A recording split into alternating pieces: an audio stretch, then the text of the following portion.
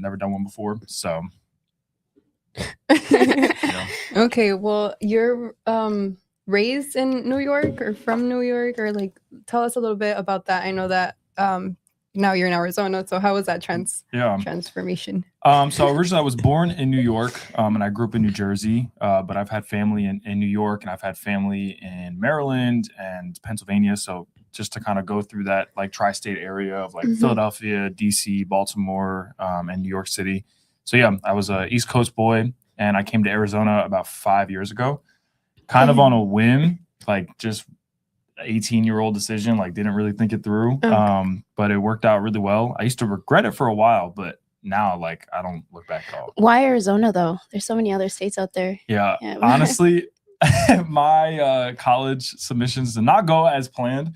ASU was like one of the first schools that got back to me. It was like, it was during COVID, so it was really difficult to like even tour schools. Ended up just working out.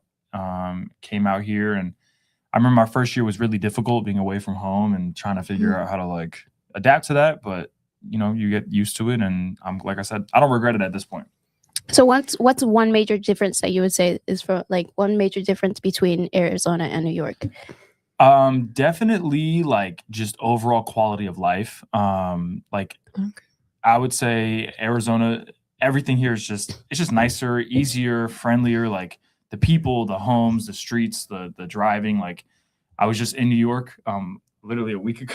Oh, nice. And to drive to the airport, it was like only, I think probably 15 miles, and it was 2 hours. It took us 2 hours to get there. In Phoenix, that's a literally 20-minute drive, less than that. So it was pretty crazy. And I don't know. I would say that's the biggest thing, just quality of life. The winters there are pretty brutal. The falls are pretty brutal.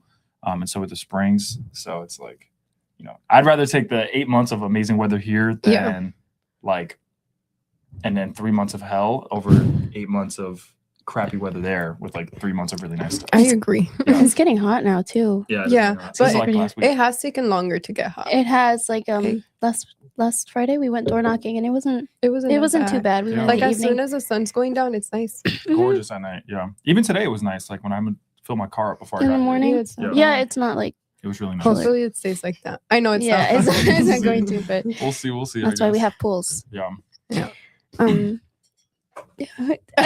gonna go. Okay.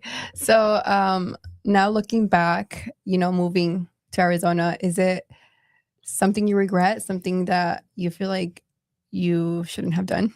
I did for a while. I used to regret living here for probably like the first 2 to 3 years. I mean, as an adult, it's hard to make friends, right? Like it really is.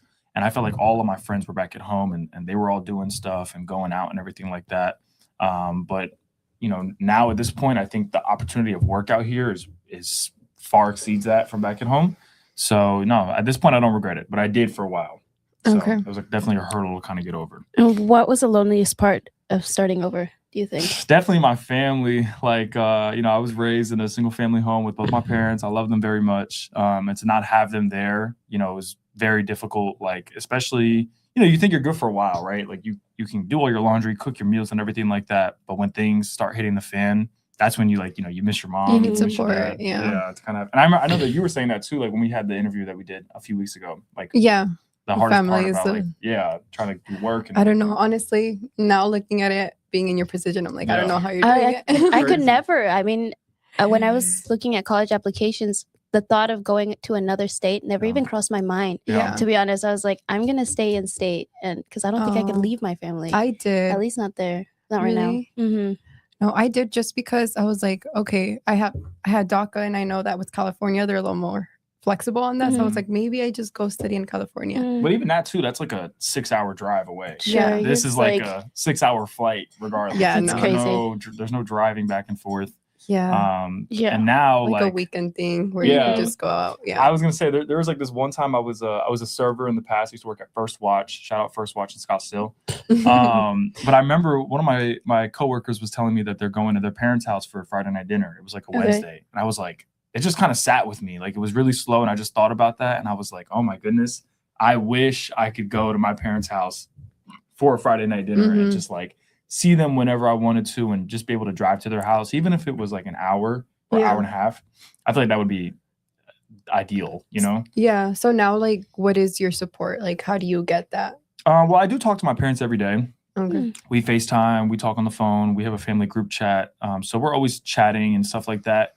And realistically, like maybe this is very like male centric, but for me, I'm just like just dial into my work and keep myself occupied Distracted. and stay distracted. Cause like, once you're not, I feel like that's when things start kind of like hitting you. You know what I mean? I wonder if you guys probably do the same thing though. Yeah, I mean, you just start getting distracted with work and you just try not to feel the other things, I guess. I'm sure it can get a little hectic here and there, right? Yeah, I mean, yeah, it can. You guys go home for Friday night dinners? I know you do, probably. What about you? Every day. Yeah, it's Monday and Tuesdays and Wednesdays and Thursdays. And it probably was a nice reset, though, right? To get back home and see your family and everything like that. Yeah, but so do you have like a big family, or is it just you and your parents and your siblings? So I have a pretty, especially growing up, like my dad has 3 brothers, and they all have kids too. So like we used to have like big family parties and like Thanksgiving, there was like 20, 30 people at the house all the time. Or we would go down to their house for the weekend. Like, so growing up, it was a lot like that. But I'd say in the last, probably like really since COVID, we're adults now, people move away and people are kind of doing their own thing. So we don't really see each other as much. Maybe like once a year we all kind of get together, or once every other year. And it is sad thinking about it, but that's part of life, right? You gotta do your thing. Yeah. What about you, Jocelyn? Do you spend is it just you, Alex, and your kid, or is it more No, it's everyone. It's like, everyone? Yeah, this last Christmas, it's beautiful if all your in-laws and your family, because there's situations that don't work like that, but I've been blessed with that. So that's awesome. Yeah, so everybody just gets together. We try to split time sometimes if we're not gonna have all the same Christmas and people have different plans, with just a little time here, a little time over here. But, okay, cool. Yeah. I think that's like probably because like now my parents, they live in Europe. Like I explained, that's a whole nother story for those listening. But so when they do come home now, like now it's a really big event, and it's like, okay, we're gonna try and make the most of this like week or weekend that we have together, like whether because my parents are in Europe, I'm here, I got my brother and my sister in the East Coast, we also have like family down in Florida, so it's a lot of work to get everyone to get together, but and it might not seem worth it in the moment, I think, but then you get back home and you're like that was you look back and like seeing your mom and everything. So that's good. I think for me it's just my siblings and then my dad.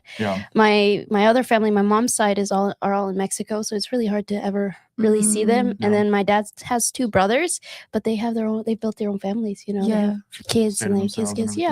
So it's just really just us. And I mean, I don't mind it. I like it. Really you're just used to it. I'm just used to it. Yeah. I think mine came from like the way my dad grew up, like with 3 brothers, like they were all always together, like in the same house and everything like that. So it's kind of like the backbone of our family, I would say, which is like, it was really, really like, I don't know, when you're younger, you don't realize that. And now that I'm older, I'm like, dang, like, we really had like, a lot of like family ties. That was really nice. Yeah, that's good. No, for my dad was the opposite, because they're like, 10, 15 years apart? Yeah. So by the time my dad was like 10, they were already out of the house. Yeah, and so he didn't really have, having their own families. And so he's like, kind of grew up as like the only child. Yeah. And so it kind of just stayed that way throughout. Yeah. But I bet you and your family, you and like your brothers and your sisters are going to be just like that. Yeah. Like we're like really close. Yeah. Extremely close. Yeah. Nice. So like, I'm thankful for that. 10, 15 years.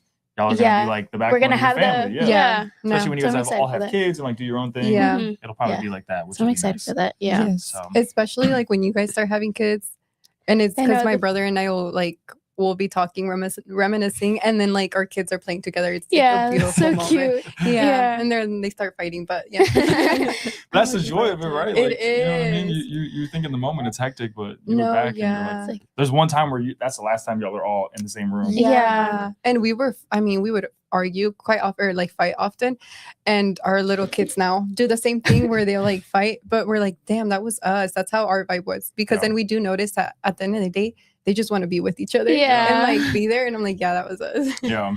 So was the fight between your siblings like fist fights, or just like like talking? It depends. Both of you, on the day. Yeah, I know, right? My fights with my brother, when we were kids, it used to get pretty bad. Like really bad. Even like as of recently too, like sometimes you get into fights and things just hit the fan, but that's just family, right? Yeah. If you're gonna fight like that with anybody, might as well be family. Well, yeah. Might as well be family. Okay. That'd be a crazy take. I'm having a bad day. Come here. That might be a hot take, but that is a very hot take. Yeah. I'm just gonna fight my sister instead. But yeah. Okay. Well, at what age did you get your real estate license? So I got my license at 21, and I started the process at 20. So I can kind of dive into that if you guys want. Yeah. Let's hear a little bit about your entrepreneur side.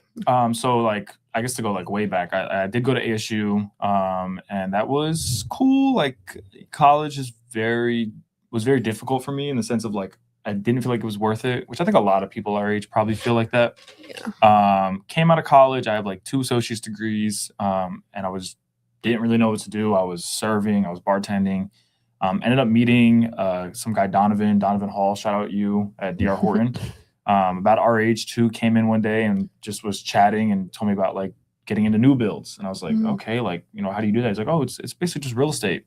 And instantly in my head, I'm like, what am I doing? Like, I should definitely do that. This guy's making good money. Like he's, so I started that process. I did the online schooling. It took me about 4 months to get it done. And then it took me like another month or 2 to do the test and pass that. So that was July of 24.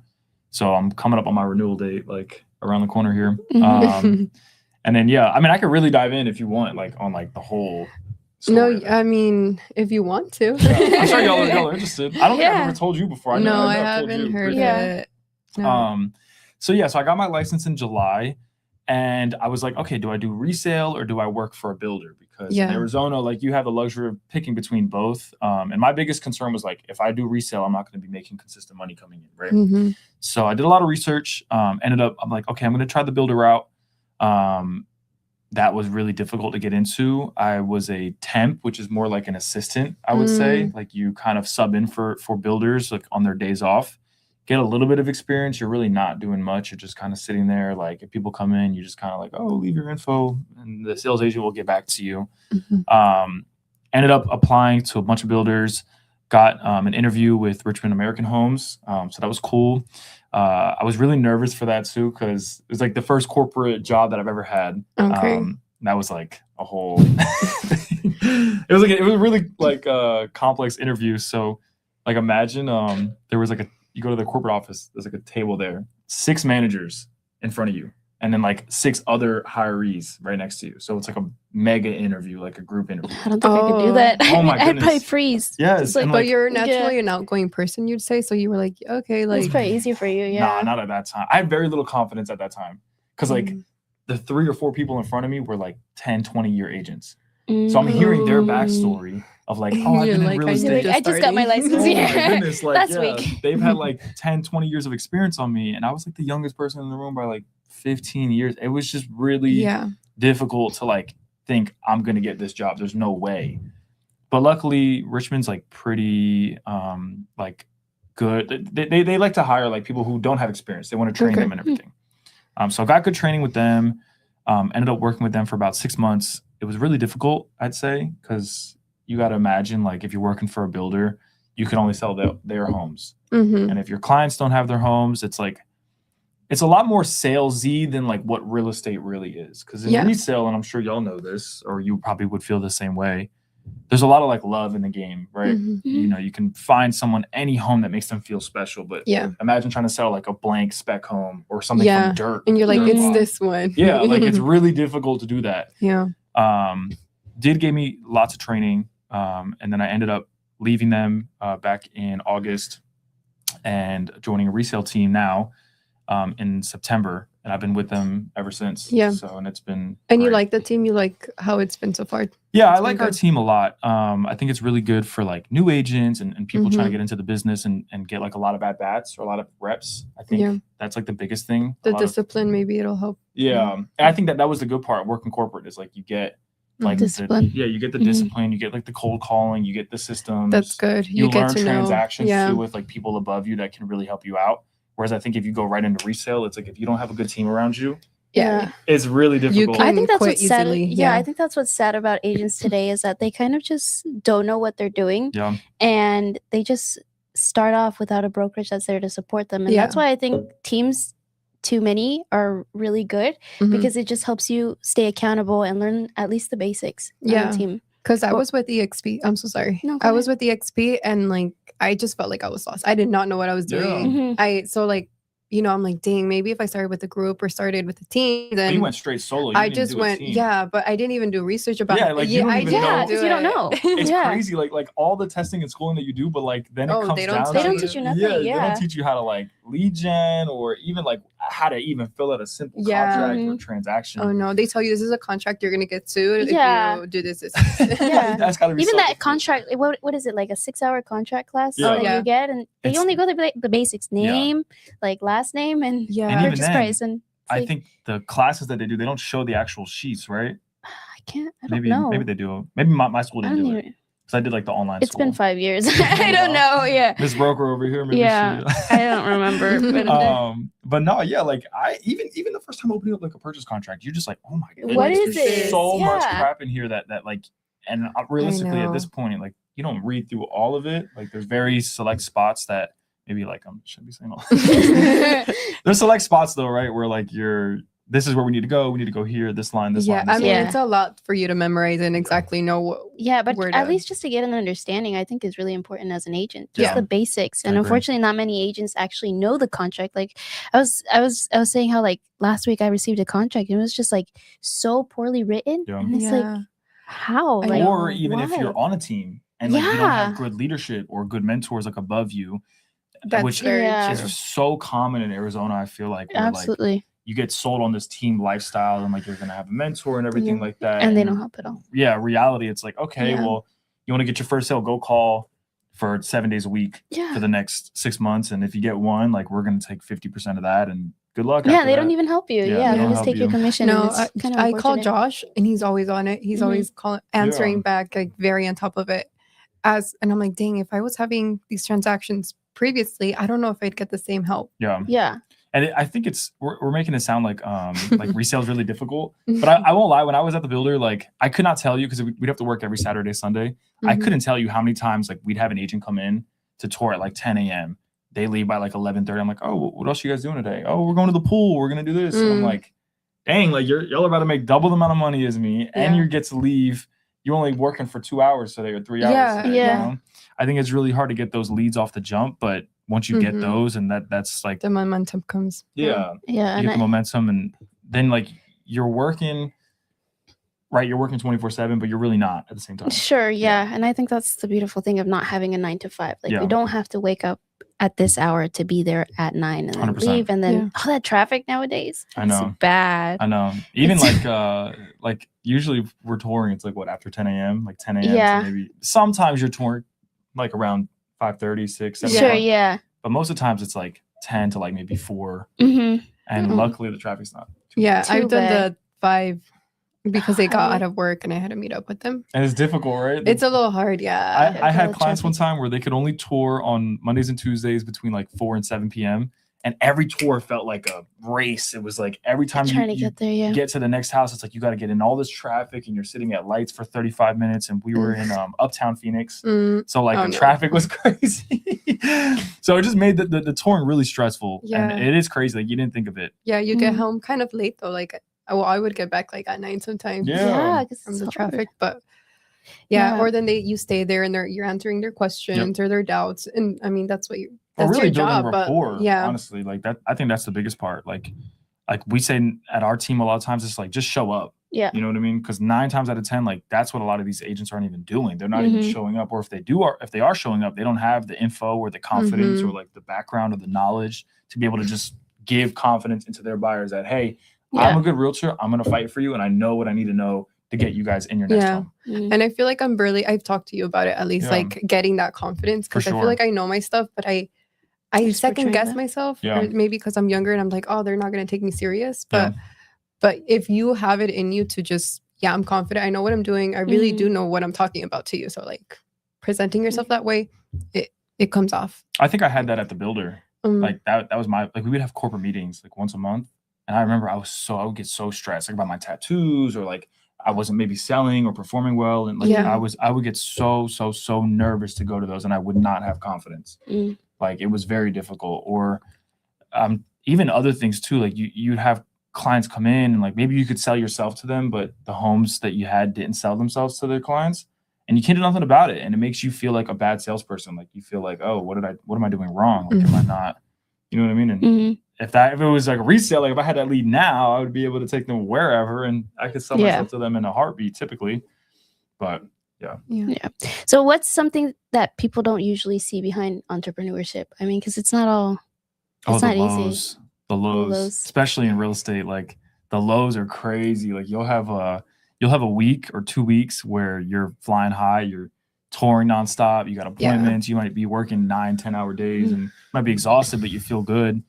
And then like you'll have another week or 2 weeks after that where you're not doing nothing. You're sitting at home, you're calling people up, you're getting, demotivated, you're getting people to talk to lenders and they can't qualify, like, or maybe you'll have a couple under contracts and inspections come back and things don't look right and you got to cancel. Like the lows are probably the worst part. And I'm sure y'all probably definitely. Especially I feel like for someone like you who always has to keep moving, right? So like doing absolutely nothing for a week is probably really stressful. Oh even more stressful than actually working. Yeah. Because you guys have like families, right? And you have kids. So I'm just like, I'm always, even though I don't have any transactions, like you're always doing something. Something. So my mind's not so, I have to find that balance. I know you do too with everything. For me, it's like, single man, like at 23. And if you're, what are the things we got to do? Work, hit the gym, clean up my house, maybe. But like, other than that, I don't have kids to tend to. I don't have like family that I'm going to go see. Like, so it's a little bit like exactly what you're saying. If I'm not doing something, it gets really, really like to my head, like really fast. And I think that goes back to the hustle culture that we're seeing today. Do you find that to be motivating or toxic? I find it to be toxic, but I do find it to be like almost a requirement. Okay. Explain. Because we talk about this all the time with like new agents, especially in Phoenix. Like they want to just sit at these nice luxury teams and they don't want to do much and they just kind of like want to twiddle their thumbs and maybe they'll close one transaction in a year or something like that. But to me, it's like, or they'll shoot I don't know, maybe they'll shoot these videos and stuff like that, right? And while they're doing that and spending like 8 hours a day on one video, I'm out touring 8 homes with 2 clients. Right. And to me, it's like, I need that income to come in. That income has to come in. There's no other way around that. And if that's not happening, like, it might be toxic because, like I said, it gets to your head. Sure. But I think it's a requirement, especially as a grown man.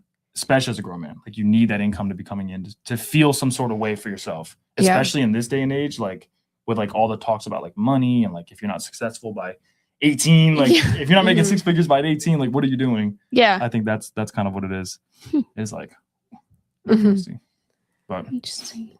And what advice would you give to anybody that's wanting to take that risk and be an entrepreneur? Because there's a difference between that 9 to 5 to like full-time entrepreneur.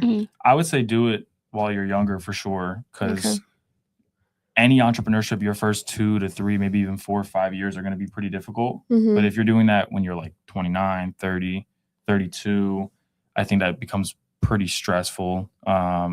Because you have more bills and more things to take care of. Yeah. But at a younger age, at least for me, like you have less stuff on your plate, you can balance it a little bit more. Yeah.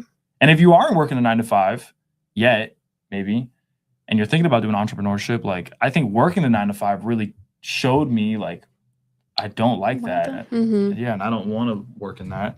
And I'd rather do the entrepreneurship and take the risk for it, Yeah. So I would say real estate was like the first job I've ever done where like I actually did not hate it. Like I actually like really love it. Like I said, there's some down times, but I really love it. It's like one of the first jobs I've really had that I loved. Yeah, and you've done a few jobs. I've done a lot of jobs. So that's good. I mean, you've got an experience. You've seen, okay, this isn't working for me. I need something different. Yep. And so then you went into real estate and you're like, okay, this is the fit. And even that too, like I like I said, I tried the corporate route. Yeah. And I hated it. And like, we have some people from our team that came from where I came from as well. And we joke, like, imagine we were back in that box right now, like in there for 8-9 hours a day, like, with all these due dates and deadlines and stuff like that, and numbers that need to be turned in. And a lot of things are out of your control. Yep. So yeah, I definitely would not go back. Yeah. I was a leasing agent at apartments. So and like very similar. Yeah. So the numbers were just like getting to me and the stress of like, well, you're not renting these out. And I'm like, okay, but I have no control of like, I was calling back people and like following up and doing all these, I'm posting out on Facebook Market, seeing who would walk in the door. But you know, the times are scarier now than before. So it was just harder to get people in the door. I feel like you get like the burnout is, especially when you do a sales job like that. But when it's like sales mixed with like corporate, that burnout's unreal. Yeah, you probably know what I'm talking about, like being a leasing agent. Yeah, I would say like so. Posting everywhere. You feel like you've used every tool that you have. Yeah, and things aren't going your way. Yeah, I didn't last. I think I lasted like maybe almost a year. I was about to be almost a year. But that probably taught you like, I don't like doing this 9 to 5. Yeah, I led into real estate from there. Yeah, which is like amazing. And it's crazy because there's amazing leasing agents at my building now in downtown. Maybe some of them are watching this. I don't know.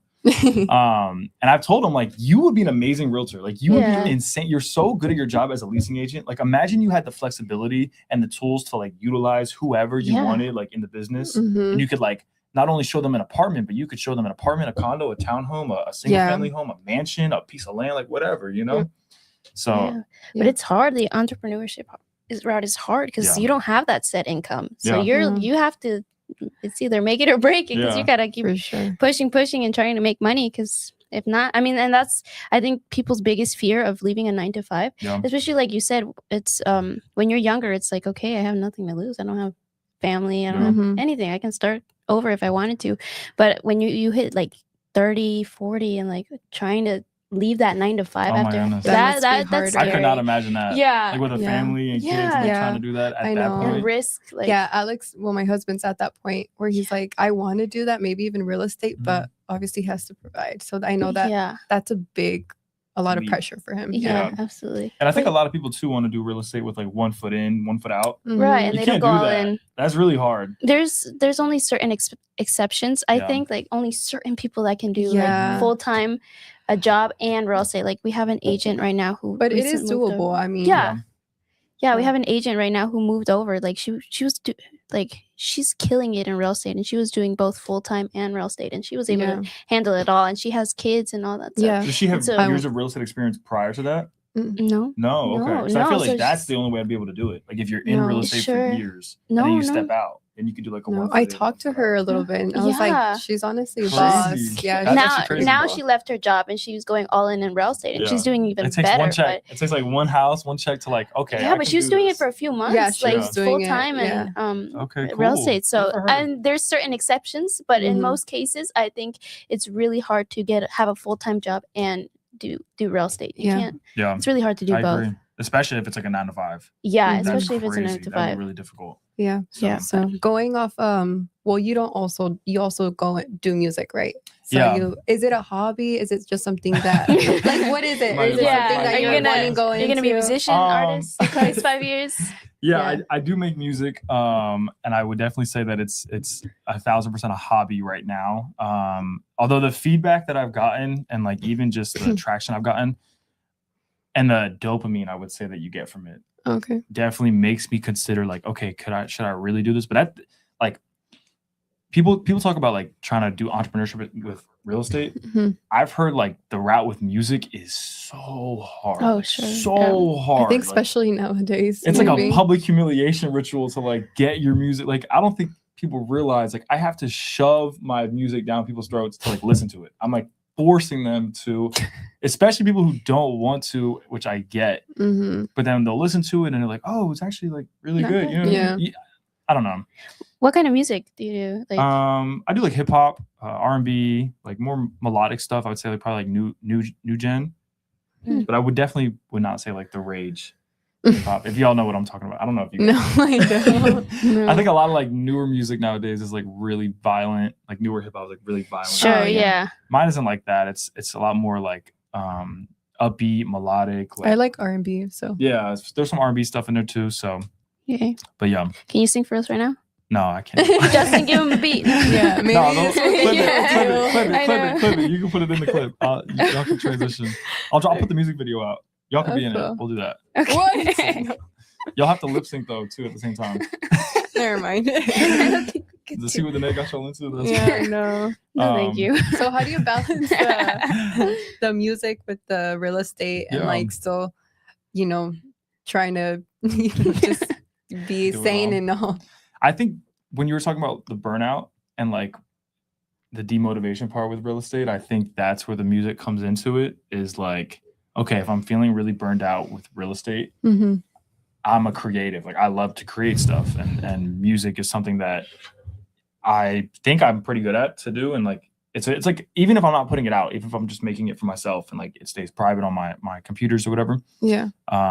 The dopamine and like the bliss of like creating something and like listening back to it is unreal. Like, think of your favorite piece of art, whether it's, or even food, like for that matter. And imagine if you got so good at making that every day that nobody else on the planet could make you feel the way that you felt if you're eating your favorite dish or you're reading your favorite book or your favorite poem or whatever you want to call it. Like, that's how making music makes me feel. You know what I mean? That's the only way I could describe it.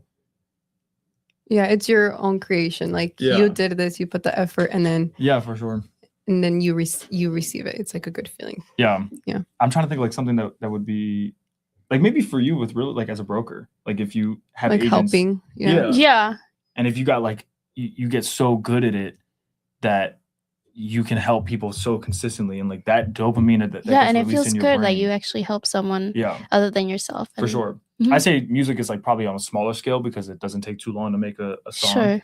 Oh, it doesn't? I would thought I mean, like a good song, it really just depends, I think. It's like all mental, I feel like. He's on, it's natural for him. It's okay. He's like, no, there's 30 minutes in. Sometimes a brand new hit. Like 50 minutes. Really? I swear. It really just depends, like if you're in the zone. What are you talking about, real estate? I mean, I guess in some sense, but it's probably not like cancel the deal. No, definitely not. Justin's gonna start it on music. That's what my parents say. They're always like, why don't you talk about like your upbringing and all this stuff in like in New Jersey? And I'm like, Mom, that's just not gonna fly in the song. That's how you. That's how you could. Cringy, maybe. I guess. Yeah, I guess you could, like in a cool way. Like, in a cool way. Depends on the delivery and like the way that the words are structured. But and you do all of it. Do you partner up with like maybe friends that help you with building the music? Couple friends, that might like they'll hop on a couple songs, but most of like the beats and stuff like that are just from other creatives on like YouTube or TikTok that I find. Okay. Mainly YouTube, because you can like really dial into like the exact kind of like type of beat that you want to find.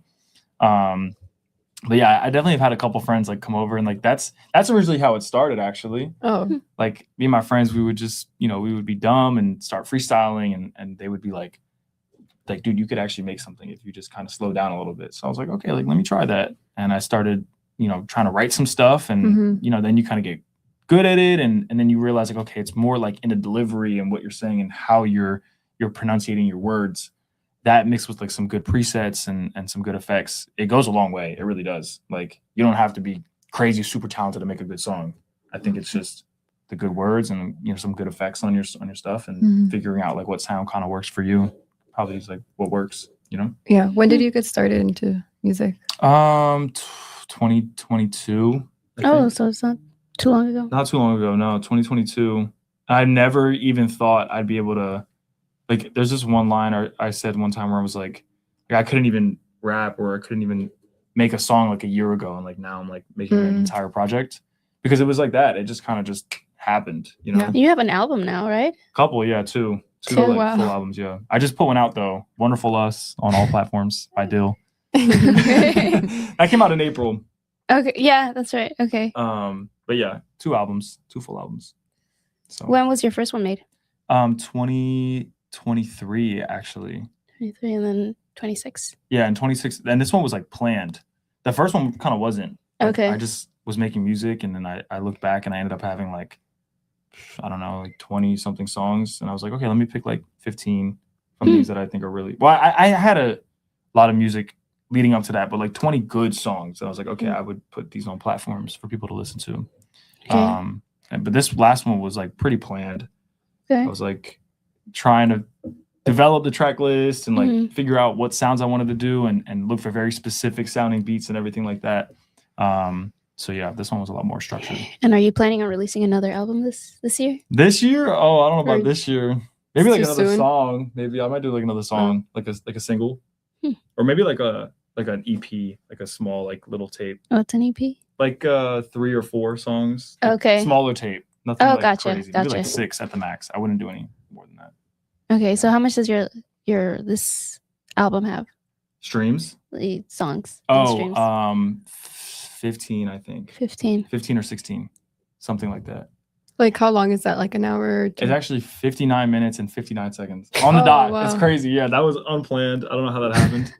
59 minutes and 59 seconds. So yeah, just under an hour. And yeah, it was supposed to be shorter.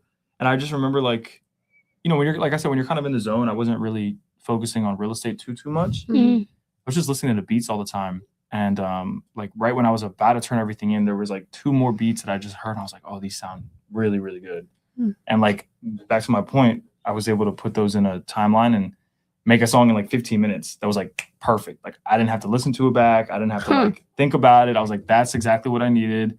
I was able to pour my heart into there and you know, put that on my project. And I don't think I could ever do that. Yeah. What are your top like 5 artists of all time? Yeah, of all time. I mean, since you're like, yeah. Oh, this is gonna be controversial. This might be. I don't know. It's all right. Some of these artists people probably won't even know. For one, though, I will have to say I gotta put Juice WRLD up there, 100%. If you know, you know. People are gonna be like, oh, the release stuff. It's the stuff that's not released. That's where it's at. I'd say him. I would say Brent Faiyaz, but the old Brent, not the new Brent.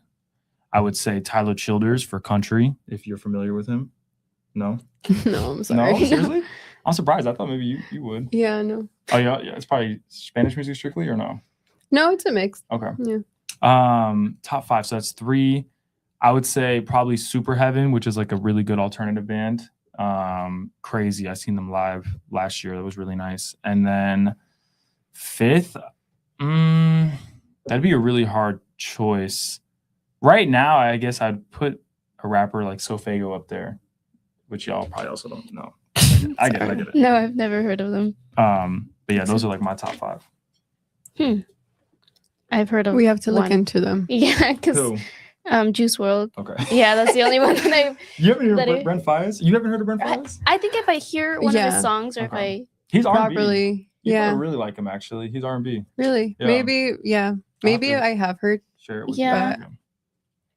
Yeah, but okay, so now we're transitioning into another section, our last section, which is a big topic that everyone seems to be talking about on social media, which is on modern feminism and modern masculinity.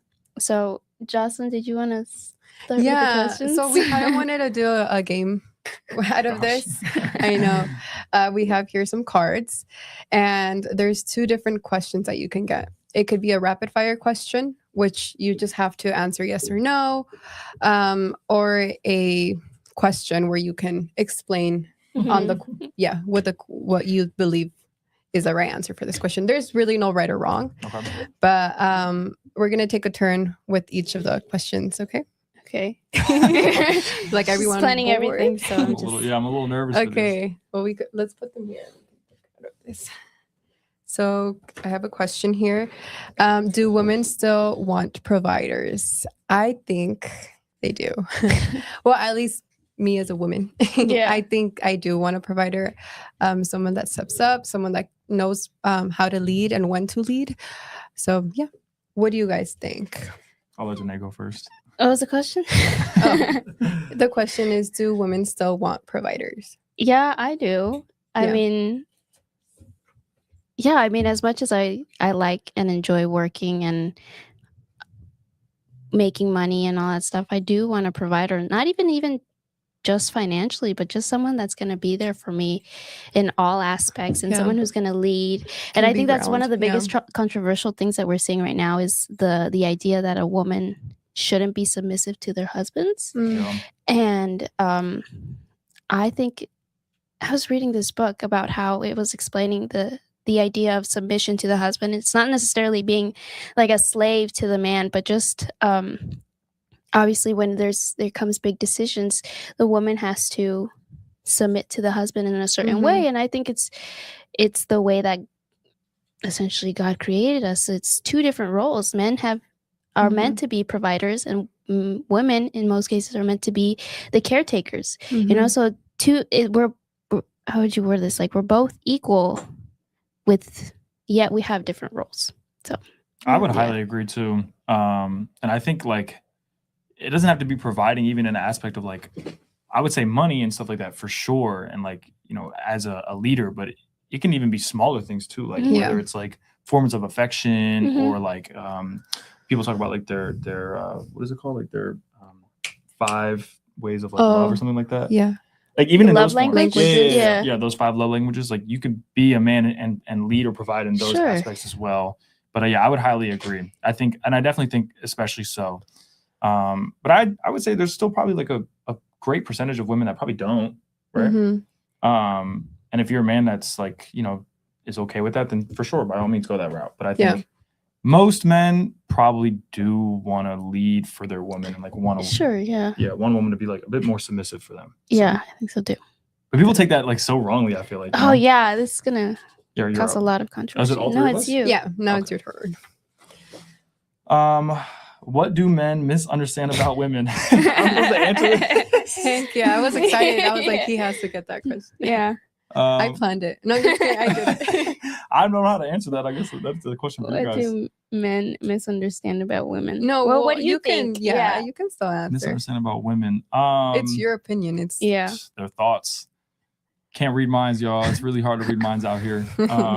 Definitely that, I would say. But yeah, unless you guys have more, I would say that's wait, what was that? Oh, not knowing their thoughts. Yeah, I feel like a lot of women like don't speak their mind all the time, right? Or if they do, it might be like more like emotion based, like in the moment. Yeah. Or like long-term thinking, like when things are a little bit more separated. At least for me, like I've been an overthinker. So it's like if there's no communication there, which I would say it's a lot of times it's a little harder to, especially at this age. That's probably the biggest thing that I think men would misunderstand. And I guess too, back to the previous question, like how to be a provider or how to lead. Sure. Because not every time is it money, like we were saying. So but yeah, that's what I think. It's tough. What do you misunderstand about women? I think sometimes I feel like men misunderstand that we don't need you to fix everything.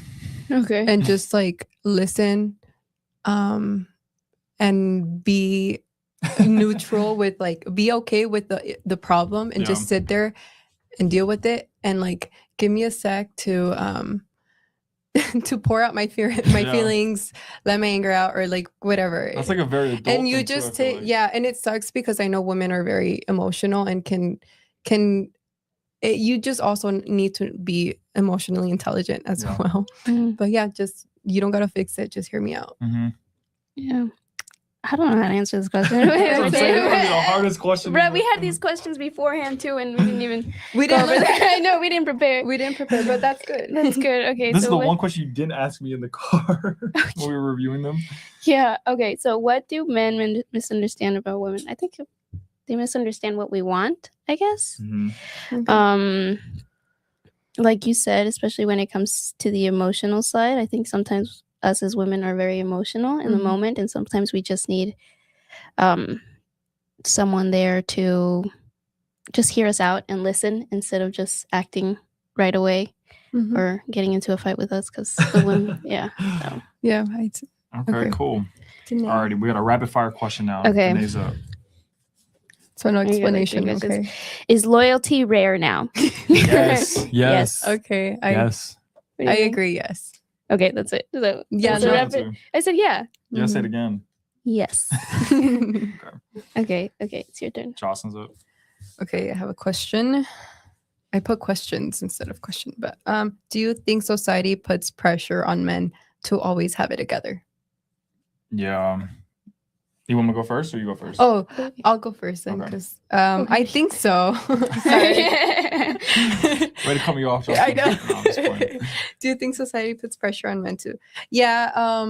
I think I didn't see it until my husband, we sat down and talked about it. He did make me more aware that, that men do have that pressure to have it together. And like we had talked already about being the provider, giving everything, especially because we have a family, putting everything into the family. So yeah, what do you think, Dylan? let you continue. Yeah, I would say for sure. And like the biggest thing nowadays is the money. Like that's the crazy part. Even without a family, like that's the first thing your mind kind of goes to. And it's like not just like money like to stay afloat, but like money to like live nice, right? And like, you know, of course with your partner and your kids, like y'all want to go do fun stuff. You want to go take trips. You want to go to the movies. Yeah. Right? You want to go to a resort, or you want to buy your wife something nice. And I mean, the money thing is like the biggest hurdle, I think, or the biggest stress on the man 24/7. And I think especially like in today's age, like I think as a young man, if you're not making money, like it's really difficult to want to feel comfortable in a relationship, like off the jump, if you're not making very good, consistent money, because that's like on the back of your mind 24/7. Do you think, let's say you were in a relationship and your woman was the one that was making making more money than you, would you feel insecure there? I would honestly say, yeah, probably. Really? Like in a sense, it depends on the difference. But not because I mean, it's understandable because you want to be that provider. Yeah. But you also don't want to be jealous of her. For sure. Her and success, because that's both of your success. I mean, I think there's two ways to look at it, right? Like you could look at it like, oh, my wife makes more money than me. Like I feel jealous about that. And if that's the case, then maybe that shouldn't be your wife, because you should not feel that way. But I also think as a man, it's like, at least the way I grew up too, like my father was the breadwinner and like was the one that was just very typical. And as a man, like as unfortunate as it is, like making money is a real, like that's kind of like a big point of value in the society now, especially in America. So it's like, what's the difference? Like, how does your wife treat about it? Like if she holds that above you, then maybe like y'all aren't meant to be. There's so many different aspects to it. Yeah. But yeah, I think that's probably the biggest thing as well. And also, you know, other small stuff like physiques and you know, looks and everything like that nowadays, which I think are getting a little too dramatic online. I'm sure y'all probably see the same content. But yeah, those are my thoughts. Okay. The society put too much pressure to always keep it together. Yeah. I mean, I saw it with my dad, I think, especially on the emotional side. When my mom passed away, it kind of felt like he always had, I think for him to always have to have it together, especially having to raise 4 kids on his own. So growing up, very rarely did I ever see him cry. Like ever. Even my dad. Like, yeah. I can't think of one time. Rarely. And I feel like it would have helped us, I think, process it a little bit more if we did see him cry and show his emotions. But I mean, it never was. And I think it's because they always have that pressure to always have it together, you know? I don't know if it's a bad thing to have the pressure entirely. Yeah. But I think, I mean, it can be too much for men sometimes. Yeah. The crying thing is actually really crazy because same thing, I've never seen my dad cry. Ever. Never. I've never even seen my dad like show doubt, which is crazy. Yeah, exactly. They always come with like confidence. Doubt. Yeah. It's insane. Like I've even never just seen having my dad no doubt. cry, but maybe it's a thing you just kind of get as you get older, but I feel like maybe that's what your 20s is about, like trying to like navigate those things. Yeah. But like I've always admired that about my dad, and like I can't hopefully at some point in my life I'm at a point where like there is no doubt, or like you don't even show it, doesn't even hit you anymore. Like it's just kind of like whatever. But I feel like it does hit them. They just don't show it because they're men, so they gotta have it together. Yeah, and especially providing for a family, like you have to have it together. Well, we've had a couple, like me and my dad have had a couple like really deep talks about stuff like that occasionally, like every once in a while. Yeah. And like I'll ask him about, especially like his past too, because I know that also affects it. Yeah. Yeah. Like when him and my mom had me and my brother, like I know from what they've said, like it was super, super difficult back then. Like, you know, my mother was a stay-at-home mom and stuff like that. But like as a kid, like we didn't even notice. Like, you didn't even know. Like you would have never thought. And like exactly what you're saying, like my dad just like always looked like he had it together. And never showed doubt, or even when it came to money and stuff like that. So, but yeah. Yeah. That's crazy. Next question. We got a rapid fire question. Should relationships be 50-50? We spoke about this. Oh, yeah. You start. This is such a hard, like, whoever just answer yes or no. I know. I feel like it's like, it's not no explanation. This is like a hard no explanation Okay, question. I agree with Danae. It's a no. It shouldn't be 50-50. Like I'll say yes. Yes. You're gonna walk out to an extent, but right like, now. I want to break this down. Like 50-50 does not entirely mean money. Like I'm saying 50-50 in so many different and everything areas. Yeah, so but I still is it think, 50-50 yes or no? I would say yes. Like, Gosh. Can I get like 30 seconds to break this down? Yes. Yeah, because we're gonna make that's a really intense question. It is a really hard question. Yeah. 50-50, like, okay, like when I say 50-50, if I'm bringing home the money, right, and I'm changing the brakes and I'm fixing the shed in the back. I think I used that same reference in the car. Like my wife should be like doing the dishes or whatever, or like preparing the dinners and stuff like that. Like that to my head is what I think of 50-50. But I think like thinking about it now, I don't even think that's like 50-50. I think it's like some days you have like a 80-20 and some days so it's like I agree. Okay, maybe that's actually not 50-50 then in my head. To me, that's fine. Like I don't need my wife to be bringing in all the money, but if she's like doing the providing, but it's 100 on her side and 100 on your side. Yeah, exactly. So that's what I was thinking too. Even 50-50 is a please total include that in the clip. We're gonna clip it. Like, should it be 50-50? No, that yes, would be the worst rage day. That's gonna ruin my career, y'all. Yeah. That's gonna ruin my career. Could you imagine? No, I'm gonna clip it. Sorry. I'm gonna say, Alex and I talked about this as well, and I was saying that it's not even 100 because sometimes, girl, you're exhausted, you're on your period, you're not feeling well, whatever, you're sick, then you're bringing 80 to the table that day. And I'm telling Alex, like, sometimes no, I'm not 100%. I'm at 80, I'm at 50, I'm at 30%. But hey, if you're at 50, then that makes more percentage, like combine that together. You guys are looking at so analytically. Yeah, no, but I mean, so you just got to put in a little bit more work. And I understand I have to clean and cook and all this and you're providing, but like, to me, there's some days where I'm feeling shitty, like you got to, put in a little bit work and in the house. Yeah, and if he's not feeling just well, helping each other. And I've actually seen some relationships where like it wasn't 50-50 from the man's side, like the husband's giving 100% the wife's giving 100% and the husband's only giving like 60 or 70. Yeah. And to me, that might be like the worst of the worst, especially for the lady. Like if it's like, especially if it's like a lack of income plus you have like kids in the family involved, like that's where it can get really, really draining and toxic. And, draining. I've seen that firsthand, and that's that's definitely probably the worst. Okay, so no 50-50. No. Yeah, nah. Yeah. Okay. So what's the next question?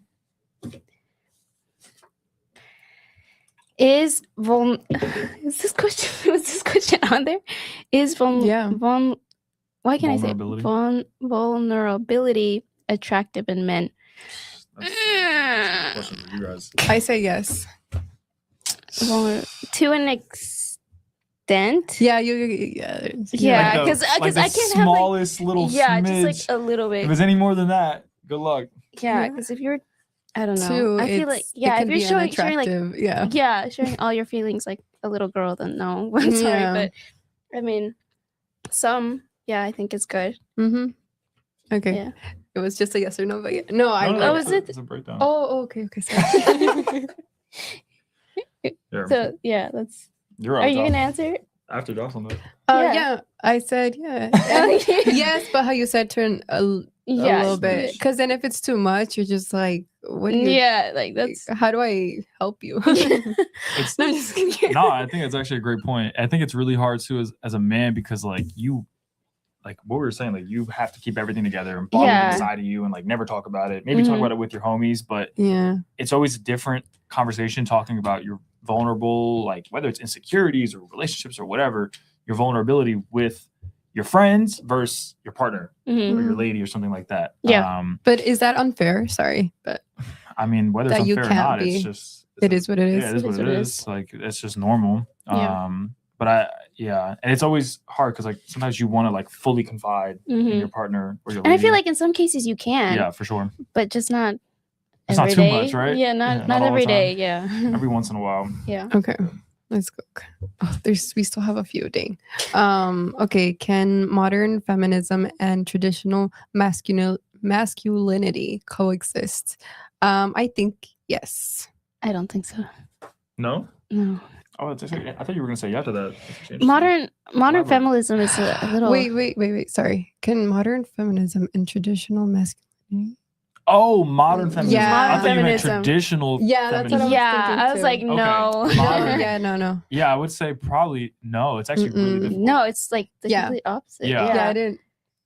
Well, we spoke about this too. Like I said, there's probably certain men out there that might be okay with that. Mhm. Yeah. But I feel like for the But majority, if you're it's like, if you practice traditional masculinity, then it's probably really difficult. Yeah. to find a I think I'm more of a traditional. Yeah, In for my me. relation, in my Okay. marriage, it's more traditional. Yeah, Yeah, I would that's agree. good. 100%. Yeah, I think it'd be really, really hard. Mhm. Yeah. You guys were getting mad at me for answering no. know. I I was know, like, I was really confused for a wait. second. Yeah, no, me too. I had to reread the question. I'm like, wait a Yeah, second. that's why I read. Are you mad at me for? We got a rapid fire question. Would you rather build with someone or meet them after success? Oh, this is a hard one. Ooh, I'd say built with them. Yeah, I'd But say that's build just with because them. how I started Yeah, my. I think I would build say with them build with too. them. I think it'd be really hard to find somebody that is like also good to build with. But Sure. yeah, but I definitely think if you can lock in with that person and don't give that up. Mm-hmm. Shout out to my husband. Yeah, I was gonna say, shout out to y'all. Yeah. What do you think modern women misunderstand about men? The pressure. Yeah. I'd Yeah. agree with you. Definitely Sure. the pressure for sure. Because like I said, it's not just money. It's like money, it's like looks. Like you gotta be, I mean, they joke about this nowadays, right? Where it's like you gotta be fit, you gotta have a six-pack, you gotta have The 6 height, figures to your name, you gotta Yeah. be 6'5", like you know what I mean? You gotta Yeah. be handsome. Like there's all I these think even for nowadays with like dating, I Yeah. think it goes both ways. I Yeah. sometimes think that women are like, okay, you're creating somebody. Yeah. It's not. Yeah. And then same with the men. I think, oh, I want a thin woman. I want this Yeah. with her and her to be whatever. And then I'm just like, okay, like these are a lot of expectations for sure. for someone. Yeah. And we got to remember these people are human. Like it's a human that you're wanting. Sure. Yeah. And I think even too, like I could put that on myself too, because exactly what you're saying, like you have this ideal image of like someone that you want in your life. Mhm. And like if it's not that, anybody that you meet, you kind of just look for the one thing to write them off and Very If they don't true. have it, Yeah. that's it. Yeah. so Okay. is it me or I think it's Jocelyn. Okay. Rapid fire. cool? Are men naturally supposed to lead? Yes, Yes. Yes. Okay. Next Okay. question. Next. that was easy. Do you think traditional relationships are making a comeback? Yeah, I would say so. To an extent. Yeah. I think there's like it's actually getting like further apart now. I think like traditional relationships are making a really big comeback, but then also the other side of things that are like Yeah, I think I don't know what you'd call them. Those like what is it called? Like polygamous relationships. They're like they're not like monogamous. Those are like also on the rise for some people. Oh, like which is- very modern, very yeah, like like open okay. and like very Oh, just, gotcha. you know what I I was mean? like, Yeah, we're I see married and that. we live together, but we kind of do our own things. Yeah. Like, those and maybe that's might be a thing too with like the level of like income that's required nowadays to like even raise a family, and like sometimes people kind of get trapped in that. Mhm. But yeah, I think traditional ones are definitely making a comeback. I mean, what I've seen on social media, I think it's not. I haven't Mhm. seen it that often. That's the thing. and I with the feel like social there's a media li- stuff. it- It like yeah. tricks you into thinking it's not. Yeah. And then you look IRL, like in person, I think you'd see more traditional relationships. I don't know. No? I mean, maybe at church, but Yeah, anywhere I mean, else, I feel yeah. like everyone's Kind of doing their own. doing their Yeah. own thing. Yeah. No, I see what you're saying. Yeah. But, Yeah, I think it's like they're just kind of drifting apart. yeah. The traditional and the very Yeah. modern. They're like And I There's, like, feel like two I sides, see like- more modern I than think so too. I wish it was more traditional. I think so too. yeah, I think But I get it. yeah. And I think the more modern relationships, they kind of I don't even know. Like they give me like the ick in a sense. You know? Like, I Yeah. feel very like, I don't know. And if you meet somebody, male or female, right, where like you can tell that's the kind of partner they would be, Mhm. you kind of like steer clear of them, right? Like Mhm. off the rip. Like you don't even want to know Mhm. much about their, relationship tendencies or whatever. So we only have 3 more. Okay. Oh, it's okay. Wrong ones. Okay. Are men becoming softer today? Did we really have these questions on there? She Well, snuck in, like, 4 more I know. right before I we feel like started. based on what I've on social media, I think men are becoming a little bit more softer. I mean, yeah, I feel like they're I think similar to the previous question, they're getting like more separated. Sure, yeah. There's like that alpha male that seems to be increasing, and then there's that other side that like, no, men should be soft. I think men are just being more aware of their emotions. You think? Yeah, at least how we were saying with my dad and even previous generations, it was just like, you got to be tough. You got to be, like the lead and like no show no emotions, no, have the answer for everything. And now it's just like, okay, like it's okay that they're not like that 24/7. Yeah. Sure. Yeah. I mean, I don't know if I agree with it, but yeah. I would definitely say, like there's a lot of times and like where I live at where I think a lot of the men like where I live at are, like I said, you see two sides of it. You see men who like you can tell take care of themselves or like striving for greatness, trying to bring their income up and look better and stuff like that and be more fit. And then you see other men and you're like almost kind of like in shock, like how they like carry themselves and maybe like the way they present themselves and their goals or their aspirations or like, and they're just kind of comfortable and okay with like being like where they're at. Yeah. And maybe not even just here, but also like I look back at home, like where I see people who might still be like stuck or very comfortable where they're at and don't want to, challenge these hurdles while they probably should at this age, right? Like in their 20s and everything like that. And God forbid, who knows what happens like later in life when you have like a wife and kids and everything like that. So, yeah. We got two more. Okay. Rapid fire. Rapid fire. Is social media making dating worse? Yes. Yeah. Yes. That was pretty easy. Yep. All right, last question. Should men always pay on dates? Good thing this is the question. I know. I always get these controversial ones. Yeah, I would say, especially for the first one. The first 50. Yeah, first 50. Oh, sure. Maybe That's if we make it a 10, No, yeah, the first, I would say definitely for like the first a lot, probably, It's and then honestly, like when it gets a little bit more like serious, it doesn't have to be that deep, Yeah, I would. Yeah, I would say so because I paid in some of them, like, and I didn't mind, and it was just like, no, it's okay, like I got it, like here's the card, because I wanted to, and I felt like we were connecting more on the same page. So yeah, I think that's actually a better question. Like, should women offer to pay on dates? Right? I've heard yes and no. Yeah. On social media. Really? What was the question? Should men always pay? Should women offer to pay on dates? Maybe not the first one, but like the third, fourth, or fifth one, maybe. I mean, how often are we going out? Are we doing like once a week? Yeah. Well, there's a certain amount of hours. I'm gonna look into it, but I remember there's a certain amount of hours where you even know the person, because like you have to spend a lot of time with that person to know who they kind of are, and even then you change. But I think also too, like we were talking. No. Go ahead. No, I was just gonna say, like, if it's a date, then I think the man should always pay. If it's like let's hang out, let's get food, then I don't. Split. Or something like that, like like we can we crazy. I don't think no one does but me. Okay. Okay. 10 out of 10. That was a 10 out of 10. Banana split. That's the question. But like if you're going to like get lunch or something like after work or something, I don't consider that. Yeah, more casual. Yeah, then it's okay for the woman to pay sometimes. But mayo and cheese, whatever. Although I did pay all those too. But, okay. Those were not covered. Whatever. Okay. But yeah, there we go. Those are our answers. Yeah, it depends. It depends. So if it's not a date, then women can pay, I guess. But yeah. Okay. And that's for me. You had a closing. Lot. Actually. Cool. Okay. So, any advice that you want to give to anyone who's watching, Dylan?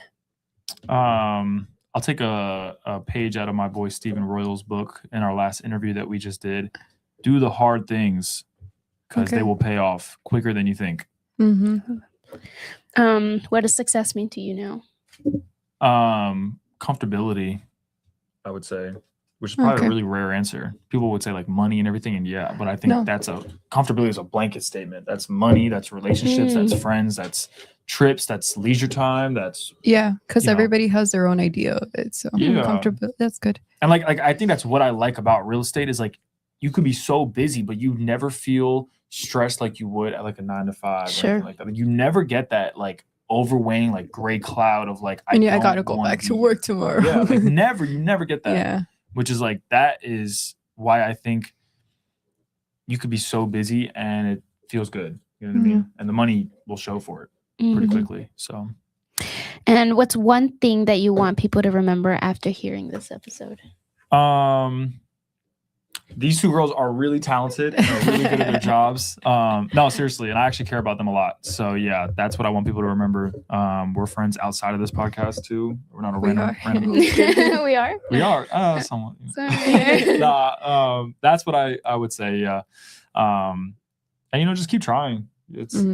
It'll never, it's not going to happen overnight. It's not even happening now, but it might happen in a year or 2 years or 3 years. Yeah. But, and the whole reason we did this podcast or started this is just because we're going to try it. It doesn't work. We tried. Yeah, we tried. So, and even if what do you deem working, right? Like working is doing it and putting it online, whether it's a million views or 10, it doesn't matter. And what do you lose? I mean, at this point, it's like nothing. You lose absolutely nothing. And this is why like doing real estate is fun because I can do stuff like this in the middle of my day, right? What time is it? Like noon and 12:15. Yeah, exactly. So well, I think that's it for this episode. Thank you all so much for watching. Make sure you guys like, subscribe, and share, and we'll see you in the next one. Bye. Thank you.